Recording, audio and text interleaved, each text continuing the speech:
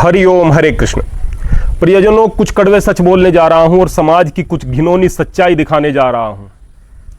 यद्यपि इससे कुछ फर्क नहीं पड़ता है। कारण यह है कि यदि आदमी बेहतरीन है, उन्हें घिनौनी चीज घिनौनी लगेगी। खुद घिनौने हैं तो उन्हें घिनौनी चीज कहां से घिनौनी लग जाएगी। बुरी चीज नॉर्मलाइज हो गई है। लेकिन फिर भी मेरे चैनल पर 3% फीमेल्स हैं, उनसे मैं रिक्वेस्ट करूंगा कि आप इस वीडियो को न देखें। मैं मात्र शक्ति से माफी मांगते हुए यह कहना चाहूंगा, केवल इस वीडियो को आप न देखें। दूसरे, जो भी यहां पर पुरुष लोग इस वीडियो को देखेंगे और उनको मेरी बातें बुरी लगेंगी, कड़वी लगेंगी, सबसे पहला जो आपको काम करना है, चैनल को अनसब्सक्राइब करना है और रिपोर्ट करना है। कुछ भी ऐसा करना है जिससे ये चैनल बंद हो जाए। मैं दूसरे अपने चैनल कुछ बंद कर चुका हूं, यह भी बंद हो जाएगा। कोई फर्क इसलिए नहीं पड़ता क्योंकि वास्तव में इससे मेरी कुछ अर्निंग्स तो नहीं आ रही हैं। 2000 रुपये इस महीने शायद आएंगे। इस महीने तो नहीं आएंगे, 3-4 महीने के इकट्ठा होकर के शायद कुछ आएंगे जब वो $100 हो जाएंगे। उससे ज़्यादा समय यहाँ पर मैं आप लोगों के बीच दे देता हूँ। ये तो थोड़े से पैसे आ रहे हैं, दुनिया भर की भी दौलत मिल रही हो ना, पूरी दुनिया का राज्य भी मिल रहा हो ना, बहुत सारा सम्मान भी मिल रहा हो ना, सार्वजनिक रूप से, तब भी आदमी को झूठ नहीं बोलना चाहिए, तब भी सच ही कहना चाहिए। जिंदगी में आदमी को झूठ बोलना पड़ता है, व्यवहार में कई बार बोलना पड़ता है, बच्चों से कुछ चीज़ें छिपानी पड़ती हैं, बिजनेस में कई बार बोलना पड़ जाता है। लेकिन सार्वजनिक मंच से, जहां से उस झूठ का इंपैक्ट बहुत बुरा जाना हो और जहां से सच से जनता को लाभ हो सकने की उम्मीद हो, ऐसे में सच को छिपाना बड़ी बुरी बात होती है। यहां पर एक प्रदर्शन हुआ है अभी सीजेपी का। कायदे में तो मुझे बड़ा अजीब लगा था कि जब पूरे देश में चर्चा हो रही थी कि युवाओं को कॉकरोच कह दिया गया है। इतना बड़ा अपमान, इतना बड़ा अपमान, युवाओं को कॉकरोच कह दिया गया है। वो किस हालत में कहा गया, क्यों कहा गया, किन लोगों के लिए कहा गया। लेकिन अगर सभी लोगों को भी कॉकरोच कह दिया तो कॉकरोच नॉर्मल बोल सकते हैं, घर में बैठे हुए कॉकरोच शब्द बोल सकते हैं। लेकिन यहां पर आपके प्रदर्शनकारी इतनी गंदी बातें कह रहे हैं, ये आपको बुरी नहीं लगती? ये चीजें नॉर्मल लगती हैं? हम भीख मांग रहे भाई, उठ जाओ, निकल जाओ, इस लौड़े के नीचे से निकल जाओ, भोसड़ी के, और जो वो घुसा हुआ है मेलोडी की चूत के अंदर, निकल जाओ उसके बाहर से, बहन के लौड़े। केवल इसलिए कि आपको मोदी से नफरत हो गई है? अरे छोड़ दो मोदी। रावण को भी ऐसी बात कहें तो बुरी बात है, फिरौन को ऐसी बात कहें तो बुरी बात है, किसी गुंडे मवाली को ऐसी बात कहें तो बुरी बात है। और लड़की जो सम्माननीय है, जो शर्म हया का प्रतीक है, लज्जा का प्रतीक है, जो शक्ति का प्रतीक है, ज्ञान का प्रतीक है, वो लड़कियां ऐसी बात कह रही हैं। विद्यार्थी जो कि शालीन होने चाहिए, विनम्रता होनी चाहिए, वो लोग ऐसी भाषा का प्रयोग कर रहे हैं। सुनना जरा।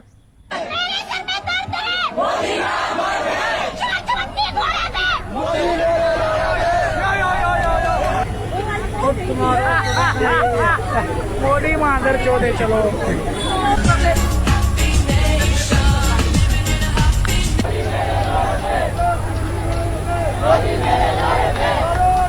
साथ सरकार है, गाली दे सकते हैं तो बहुत मादक चोर सरकार ये है। न्याय न राज्यम नयने न वक्तम लौड़े न भुज्यम। जो पहनने क्या लग रहा है,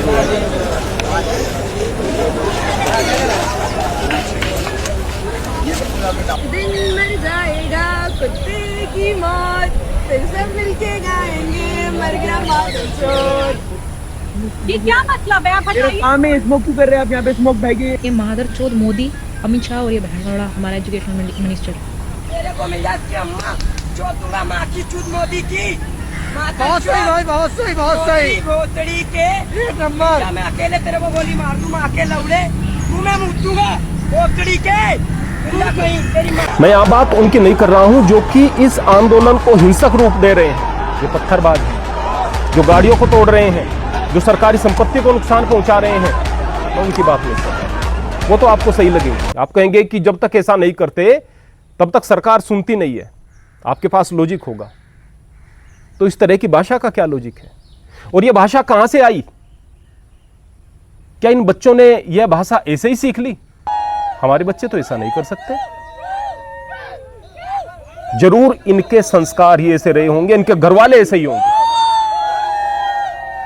अगर आप घर वाले ठीक हो ना, और बच्चों पर सही प्रकार से आप लोगों की नजर हो, तो इसके बाद बच्चे बिगड़ते नहीं हैं। फिर बच्चों को इस बात की शर्म होगी कि वीडियो बन रही है, मेरे माँ बाप देखेंगे, मेरा भाई देखेगा। अरे धिक्कार है तुम लोगों पर। कैसे माँ बाप हो भाई, कैसे भाई बहन हो तुम लोग? देख करके खुश हो रहे हैं हमारी लड़कियां कूल हैं, बहादुर हैं, शेरनी है। इन लड़कियों को शेरनी कहा जा रहा है। अपनी बीवियों को, अपनी बहनों को मोदी के पास सुलाते हैं, तभी इनके बच्चों को एग्जाम में पास किया जाता है। गाली देना कायरता होती है, ये बहादुरी नहीं होती है। हमारे परिवार के बच्चे गर्दन कट जाएगी, गाली नहीं दे सकते, दुश्मन को गाली नहीं दे सकते, नहीं दे सकते। हम भी बाल बच्चों वाले हैं। क्या हो रहा है ये देश में? और लॉजिक तो बस पूछो मत। राम मंदिर में चोरी करा दी है मोदी ने। मोदी हिंदुत्व विरोधी है। मेरी पहले एक वीडियो आई थी, मोदी हिंदुत्व विरोधी है। अरे हिंदुत्व विरोधी किसी अन्य बात से साबित करो ना आप। राम मंदिर में चोरी हो गई है, मेरे मंदिर में भी चोरी हुई है, मैंने वीडियो भी डाली थी, उसका भी दोष में मोदी ने कराई है। आप कहेंगे हाँ, अगर देश में चोरी हो रही है मोदी करा रहा है। जब श्री राम का शासन था ना, वास्तव में तो श्री राम को आप लोग मानते नहीं हो, लेकिन जब श्री राम का शासन था उस समय भी पाप थे, उस समय भी राक्षस यज्ञों में मांस इत्यादि डाल रहे थे, उस समय भी झूठ बोला जा रहा था। मायने यह रखता है कि फिर उनके साथ होता क्या था। सरकार का काम है कि वह दंड व्यवस्था को मजबूत करे, कानून व्यवस्था को मजबूत करे। घर घर जाकर के पैरा मोदी नहीं दे सकता है, योगी नहीं दे सकता है। सरकार का शासनकाल देखा जाता है। इस शासनकाल में क्राइम रेट कम हुआ है या नहीं? यूपी में अभी क्राइम रेट कम हुआ है, चाहे कुछ भी आप कहें। लेकिन अगर कहीं पर छोटी सी भी घटना हो जाती है, कहेंगे योगी ने कराया है। बड़ी घटना हो जाती है, योगी ने कराया है। टोटल क्राइम रेट पर कितना अंकुश है, यह बात मायने रखती है। अंकुश के बावजूद भी क्राइम होते हैं। टोटल करप्शन पर कितना अंकुश है, यह बात मायने रखती है। इतने महान लोग अभी मुझे दिखाई दे रहे हैं, कह रहे हैं कि राम मंदिर में, हमारे आराध्य भगवान राम के मंदिर में बीजेपी ने चोरी करा दी, मोदी हिंदू विरोधी है। इससे पहले मेरी एक वीडियो आई थी, बहुत सारे विद्वान कमेंट कर रहे हैं मोदी हिंदू विरोधी है। अरे किसी दूसरी बात को लेकर कहो ना, मोदी ने चोरी कराई है वो। हाँ, कांग्रेस के जमाने में चोरी नहीं होती थी, क्योंकि अयोध्या में श्री राम जन्मभूमि पर स्थित उस मंदिर में कांग्रेस के जमाने में कभी चोरी नहीं हुई। कहेंगे तब तो मंदिर था ही नहीं, किसने बनवाया मंदिर? ये सोचा कभी? जब अयोध्या में राम मंदिर बनने की बात होती थी तो मैं हमेशा विरोध करता था, क्यों भाई झगड़े को मोल लेते हो, हमारे पास बहुत सारी जमीनें हैं। लेकिन जब मंदिर बन गया, जैसे भी बना, जब बन गया, तो अब उसकी गरिमा की रक्षा करना आप लोगों का काम है, हिंदुओं का काम है, और सही चीज को सही तरीके से देखना आप लोगों का काम है। ज्ञानवापी मस्जिद, मुझे पता है कि मंदिर था पहले, पर मैं कहता हूं कि नहीं, उस पर झगड़ा नहीं होना चाहिए। बहुत सारे मंदिर हैं, उनकी आप देख रेख करो। मैं नहीं कहता कि जहां झगड़े की जमीन है वहां पर जाकर के आप झगड़ा करो, मंदिर बनाओ। लेकिन इस बात को सोचना चाहिए कि यदि आप इतने ही राम भक्त होते तो फिर इस बात को भी समझते कि मंदिर बना कैसे। मंदिर का बनना बड़ी बात थी। चोरी हुई है, बुरी बात हुई है, चोरों को सजा मिलनी चाहिए, सरकार कोशिश भी कर रही है। कौन कितना राम भक्त है सबको पता है। जो आदमी अपने आप को नास्तिक कहते थे, वो कहते हैं हमारे आराध्य श्री राम के मंदिर में चोरी हो गई। केजरीवाल कहता था मैं तो नास्तिक हूं, ईश्वर में विश्वास नहीं, वीडियो है उनकी। फिर कहता है मेरे आराध्य के मंदिर में चोरी हो गई। बहुत सारे मुसलमान कह रहे हैं, बहुत सारे दूसरे लोग कह रहे हैं, बहुत सारे समाजवादी वाले लोग कह रहे हैं, वो लोग जो कि मंदिर के अगेंस्ट थे, वो लोग जो कि श्री राम को काल्पनिक बताते थे, वो आज आराध्य बता रहे हैं। ये कैसी राजनीति हो रही है? कैसा सिनेरियो क्रिएट करने की कोशिश की जा रही है? हम जैसे लोग बोलते हैं, बोले पॉलिटिक्स कर रहे हैं। सच को सच कहना पॉलिटिक्स होती है क्या? क्या बीजेपी के शासनकाल में प्रोटेस्ट नहीं होने चाहिए? करो प्रोटेस्ट। बहुत सारे कारण हैं प्रोटेस्ट करने के लिए। एक आदमी जो बेगुनाह है उस पर केस हो जाता है, झूठा केस हो जाता है, वो आदमी अंदर चला जाता है, उसके पास पैसे नहीं है। केस चलता है 10 साल, 10 साल बाद वो निर्दोष साबित हो जाता है। गया ना, उसका जीवन खराब हो गया ना। वो निर्दोष साबित हो गया, उसका जीवन खराब हो गया, उसके 10 साल 20 साल खराब हो गए, इसलिए कि वो गरीब था। लेकिन जिसने वो झूठा केस किया था उसके खिलाफ क्या हुआ? आए दिन झूठे केस हो रहे हैं। कोई मेरे खिलाफ भी झूठा केस कर सकता है, वो बात अलग है कि अदालत में आसानी से साबित नहीं होगा गुनाह, लेकिन परेशान तो मुझे तुरंत होना पड़ गया ना। मैं जाऊंगा, वकील को ढूंढूंगा, तारीख पर जाऊंगा, वहां जज साहब मिलेंगे नहीं, बराबर में कैबिन में बैठे हुए होंगे, उसके बाद भी नहीं आएंगे। आज हड़ताल हो गई है, आज ये छुट्टी हो गई है, आज वो हो गई है, मैं परेशान रहूंगा। किसी के खिलाफ भी झूठा केस हो जाता है, झूठा केस करने वाले के खिलाफ कोई खास कार्यवाही, कई बार उसको ऐसे लताड़ कर छोड़ दिया जाता है।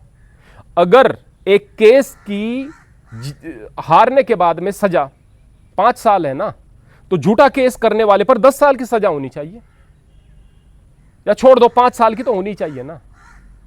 ये झूठे केस बंद हो जाएंगे, इस चीज के लिए प्रोटेस्ट करो ना। आए दिन झूठे केस हो रहे हैं लोगों पर,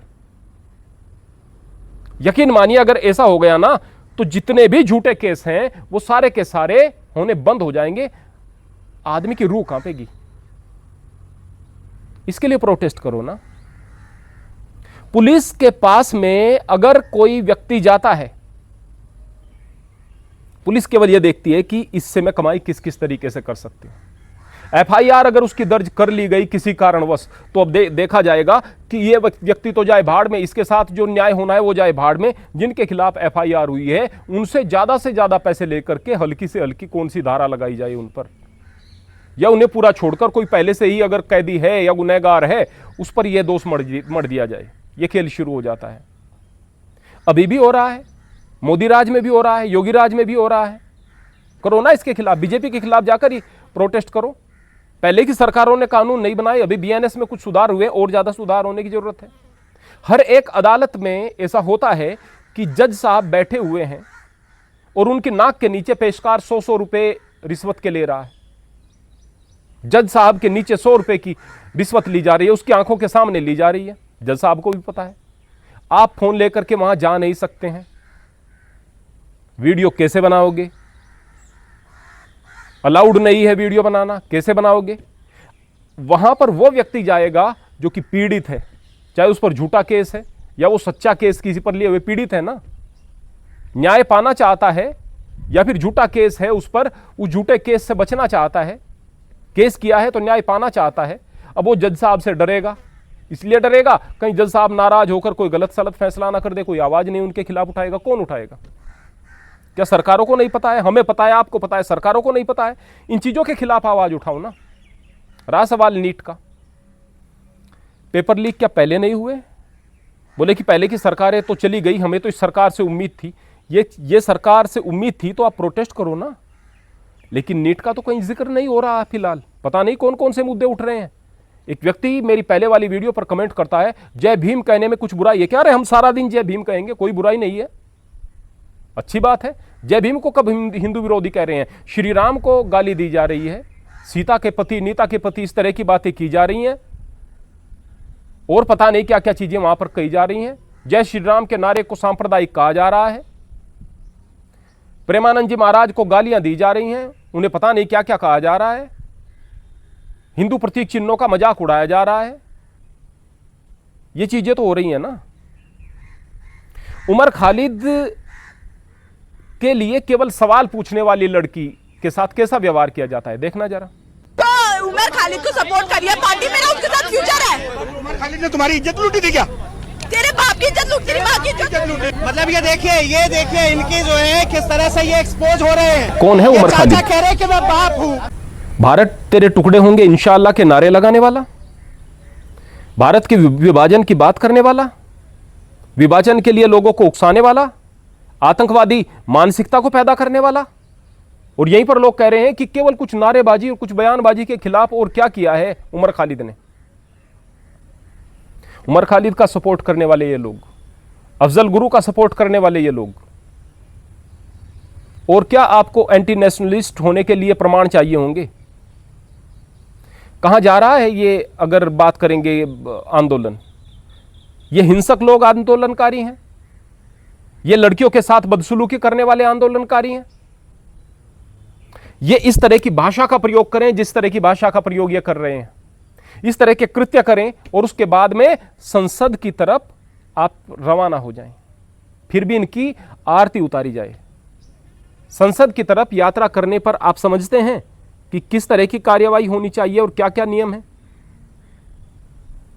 देख सकते हैं। पुलिस ने लाठी क्यों चलाई? क्या प्रोटेस्ट करना गुनाह है? नहीं, बिल्कुल नहीं। प्रोटेस्ट करना हर किसी का अधिकार है, लेकिन इन्हें जंतर मंतर तक पीसफुल प्रोटेस्ट करने की परमिशन मिली थी, पार्लियामेंट के आसपास नहीं। और जब प्रोटेस्टर्स बैरिकेड तोड़ के पार्लियामेंट की तरफ बढ़े तब वो हाई सिक्योरिटी एरिया में एंटर हो चुके थे और यहीं से BNSS सेक्शन 163 लागू हो जाता है। इस सेक्शन के अनुसार कोई भी प्रोटेस्टर इन एरिया में घुसने की कोशिश करता है तो वो सिर्फ एक प्रोटेस्ट नहीं रह जाता, उस गैदरिंग को अनलॉफुल असेंबली माना जाता है। प्रोटेस्ट तो दूर की बात है, इन हाई सिक्योरिटी एरियाज में 5 से ज्यादा लोग इकट्ठे भी नहीं हो सकते और अगर ऐसा कुछ होता है तो सबसे पहले पुलिस अनाउंस करके इनको वार्निंग देती है और फिर भी लेकिन कमाल की बात यहाँ सही को सही, सच को सच और झूठ को झूठ यदि आप कहेंगे ना, अगर कोई बैरिकेड तो आप मोदी तोड़कर मीडिया हो प्रोटेक्टेड जाएंगे। एरिया में घुसने की कोशिश करे, अगर यहाँ तो पुलिस पर को reasonable विद्यार्थियों force से use पूछ करने रहे का हैं लीगल कि आप अधिकार नीट मिल की सकता spelling है। और बताओ। कल जो ये संसद को तोड़ने की और जलाने की बात कर रहे थे, ऐसे सिचुएशन में इसे थ्रेट और टेरर माना जाता है। इसमें फोर्स के पास फायरिंग तक का भी लीगल ऑर्डर होता है और इसीलिए भीड़ का हिस्सा बनने से पहले कानून को समझना बहुत जरूरी होता है। यदि यहां पर विद्यार्थियों से पूछा जा रहा है कि आप नीट की फुल फॉर्म बता दो, तो सामने वाले क्या कहते हैं कि गोदी मीडिया हो क्या? यह गोदी मीडिया होने वाली बात हो गई क्या? अगर राष्ट्र विरोधी ताकतों को बुरा कहा जा रहा है, बोले कि गोदी मीडिया हो। अगर सच कहना अंधभक्ति है तो फिर सच कहने में कोई बुराई नहीं है।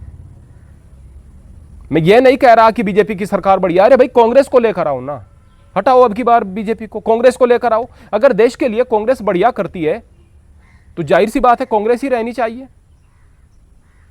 हटाओ ना। कितने वोट मिले हैं फिलहाल मोदी को? 35% ना, 35% ही तो वोट मिले हैं। तो इन 35% में से और कम परसेंटेज कर देना कोई बड़ी बात तो है नहीं। आप कोशिश करो, सही तरीके से कोशिश करो। क्या गालियां देकर, क्या अराजकता फैलाकर, क्या नेपाल बांग्लादेश हम बना देंगे देश को, इस तरह की मंशा रखकर इस तरह से चीजों को करना चाहते हो? भाई, मैं राहुल गांधी को पसंद नहीं करता है, मेरा व्यक्तिगत मामला है। मैं उसे मैच्योर नहीं मानता, समझदार नहीं मानता, ये व्यक्तिगत मामला है। एक आदमी की सोच से क्या फर्क पड़ता है? मेरे बहुत सारे ऐसे जानकार हैं जिनका मैं दिल से सम्मान करता हूं, प्रेम करता हूं, लेकिन समाजवादी पार्टी से जुड़े हुए हैं, कांग्रेस पार्टी से जुड़े हुए हैं। विपक्ष नहीं होगा तो फिर किस तरह का प्रजातंत्र? सम्मान हम सभी का करते हैं, हम सबके कहीं ना कहीं विचार होते हैं, विचारधारा होती है, लेकिन सच सबको दिखाई दे जाएगा अगर देखना चाहेंगे। क्या बीजेपी के शासन में गलत नहीं हो रहा? मैंने पहले कहा कि बहुत सारी चीजें हैं जिनके खिलाफ आप प्रोटेस्ट कर सकते हैं। भ्रष्टाचार बहुत सारे तंत्रों में हो रहा है, उनके विषय में आप बात कर सकते हैं। करो ना, प्रोटेस्ट करो और सही तरीके से प्रोटेस्ट करो, पर नहीं करने हैं मुद्दे तो कोई दूसरे ही उठाए जाने हैं। अब मैं नीट के विद्यार्थियों के विषय में बात करूंगा। नीट का पेपर लीक होता है, उस तंत्र में जो लोग गलत थे उन लोगों ने कराया। आप अलग बात है कि यहां धर्मेंद्र प्रधान का इस्तीफा मांग रहे हैं, एकदम से शिक्षा मंत्री या आपको मुख्यमंत्री या प्रधानमंत्री का इस्तीफा चाहिए होता है। अरे भाई, नीचे के लोगों पर कार्रवाई होनी चाहिए ना, जिन्होंने गलत काम किया है। धर्मेंद्र प्रधान ने आदेश नहीं दिया था इस तरह का काम करने के लिए, वो कार्रवाई हो रही है, होनी चाहिए। धर्मेंद्र प्रधान भी अगर संलिप्त पाया जाता है, जांच होने के बाद उसे भी पकड़ा जाना चाहिए, वो भी गिरफ्तार होना चाहिए, सजा मिलनी चाहिए। लेकिन कोई बात साबित हो या न हो और आप एकदम इस्तीफा दे दे, ऐसी कोई बात नहीं हुआ करती है। लेकिन मैं एक बात कहना चाहता हूं, रीनीट भी कराई गई, दोबारा एग्जाम भी दिए गए, रिजल्ट भी आए बच्चों के, बहुत सारे बच्चे खुशियां भी मना रहे हैं, बहुत सारे बच्चे और तैयारी भी कर रहे हैं। भाई, जो लोग ये कह रहे थे ना कि कोटा में माहौल नहीं है, बच्चे नहीं है, आज नीट का रिजल्ट आया और दिखाओ भाई।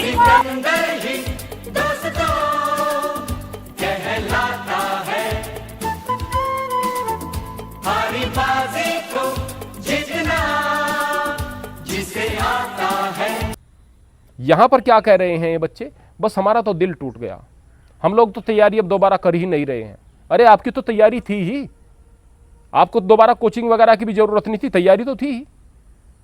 कई बार मैं देखता हूं गांव में, अगर एक हारा हुआ पहलवान होता है, वो कहता है दोबारा लड़ेंगे, दोबारा लड़ेंगे, बार बार कहता है, कोशिश करता है दोबारा लड़ेंगे। अरे सामने वाला ताकतवर है, आपको फिर से हरा देगा। वो बार बार हराता है सामने वाला, लेकिन उसे फिर भी लगता है कि शायद मैं अब की बार जीत जाऊं, दोबारा लड़ेंगे। अक्सर ऐसा होता है। आप यहां दोबारा क्यों नहीं लड़ रहे? आपके साथ धोखा हो गया है। जितनी मेहनत यहां प्रोटेस्ट में आप लोग कर रहे हैं, इस प्रोटेस्ट में कर रहे हैं, उतनी मेहनत पहले आप पेपर देने में करते और उसके बाद फिर प्रोटेस्ट भी करते। लेकिन पहले रीनीट तो कर लेना चाहिए था उनको, जो यहां पर आ रहे हैं और कह रहे हैं कि बस हमारा तो दिल टूट गया है। अरे आप प्रोटेस्ट करो, क्योंकि गुनाह हुआ है, गलत काम हुआ है, इसके खिलाफ आवाज उठानी चाहिए। लेकिन आप उस काम को तो करो जो काम आप कर सकते हो। नीट के जो गुनहगार हैं, ये छोटा गुनाह नहीं है। एक बच्चे के साथ भी धोखा हो जाए छोटी बात नहीं है। पता नहीं कितने सारे बच्चों के साथ धोखा हुआ है, कितने सारे गरीबों के साथ में धोखा हुआ है, बहुत बुरी बात है। लेकिन जो हो रहा है इसे आप प्रोटेस्ट कहेंगे क्या? जो भाषा है इसको जस्टिफाई करेंगे क्या? और अगर आप फिर भी करेंगे ना तो आपका कुछ नहीं किया जा सकता है। और अगर हम इन मुद्दों पर खामोश रहें, मैंने बहुत सारे बाबाओं का विरोध करना बंद कर दिया है, क्योंकि चीजें इतनी ज्यादा बिगड़ चुकी हैं कि लोग समझने को तैयार नहीं। लोगों के पास में सही और गलत देखने की क्षमता ही नहीं है। आप लोगों को अच्छे तब तक लग रहे हैं जब तक आप उनकी विचारधारा से नहीं टकरा रहे। जिस दिन टकराएंगे उसी दिन मिट्टी में मिल जाएंगे। इसीलिए मैं फिर से कह रहा हूं कि यदि आप इस तरह के प्रोटेस्टर्स जो हैं, जो यहां पर ये गाली गलौज कर रहे हैं, जो देश विरोधी बातें कर रहे हैं, जो देशद्रोह के काम कर रहे हैं, यदि आप इन प्रोटेस्टर्स को सही मान रहे हैं, इस तरीके को सही मान रहे हैं, तो यकीन मानिए आपको यह चैनल अनसब्सक्राइब ही कर देना चाहिए। और वैसे भी YouTube से मुझे आज तक नुकसान ही हुआ है, आंखों में दिक्कत आई है, डिस्ट्रैक्शन भी कुछ होती है, लाभ कुछ नहीं होता है। सच बोलना था सो बोल दिया। अब इस वीडियो पर कॉपीराइट आए या फिर किसी भी प्रकार से यह चैनल के लिए नुकसानदायक हो, या फिर हो सकता है कि मेरा चैनल डिलीट हो जाए, आप तक मेरी आवाज़ दोबारा जाए भी नहीं। अब कुछ भी हो जाए, जो भी कुछ होगा अच्छा ही होगा। जय हिंद, वंदे मातरम, हरि ओम, हरे कृष्ण।